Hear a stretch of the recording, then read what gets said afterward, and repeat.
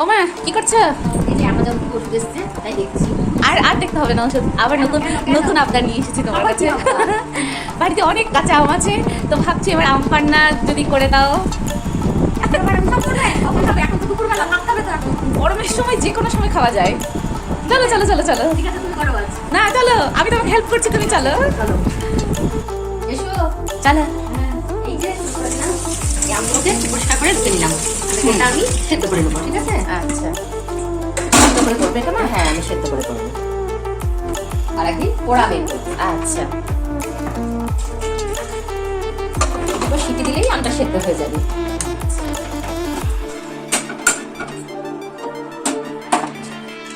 দুটো সিটি দিলেই হয়ে যাবে। দেখো আমটা, এই যে আম সেদ্ধ হয়ে গেল। এবার একটু ঠান্ডা করবো, করে আমের খোসাগুলো ছাড়িয়ে নেবো, ঠিক আছে? একটু ঠান্ডা করতে দিই। আমগুলো একটু আলু সেদ্ধ হয়ে গেছে।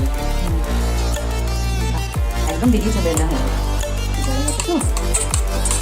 ছাড়িয়ে নিতে হবে। হ্যাঁ পুরো আমের আমটা ছাড়িয়ে নেবো। এই যে আমগুলো সেদ্ধ করে আমের পালগুলো সব বের করে নিলাম।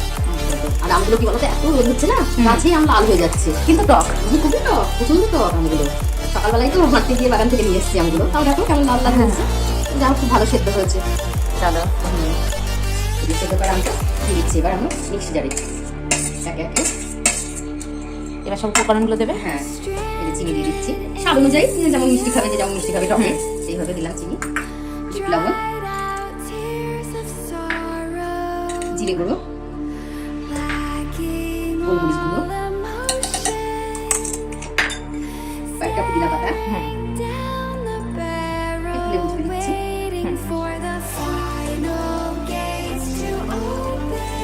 এই সব উপকরণগুলো দিয়ে এবার আমি মিক্সিতে একটু ঘুরিয়ে নেবো। সব কিছু আমি মিক্সিতে ঘুরিয়ে নিলাম।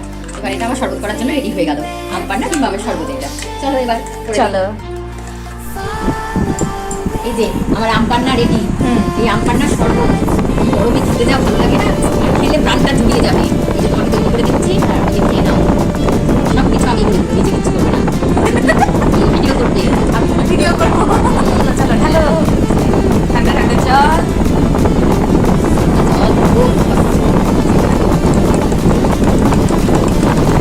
খেয়ে দেখবে। হ্যাঁ তারপরে মশলা দিয়ে লবণ দিতে হয়, বিট লবণ দিয়ে দেবে, ঠিক আছে? ঠিক আছে। এটা তো বরফ খেতে চাইবে। দিচ্ছি, হ্যাঁ ঘরে ঠান্ডা আছে। ঠিক আছে। এই আম পান্নার রেসিপিটি যদি আপনাদের ভালো লেগে থাকে তাহলে লাইক, কমেন্ট এবং শেয়ার করবেন। আর অবশ্যই চ্যানেলটিকে সাবস্ক্রাইব করবেন এরকম দারুণ দারুণ ভিডিও পাওয়ার জন্য।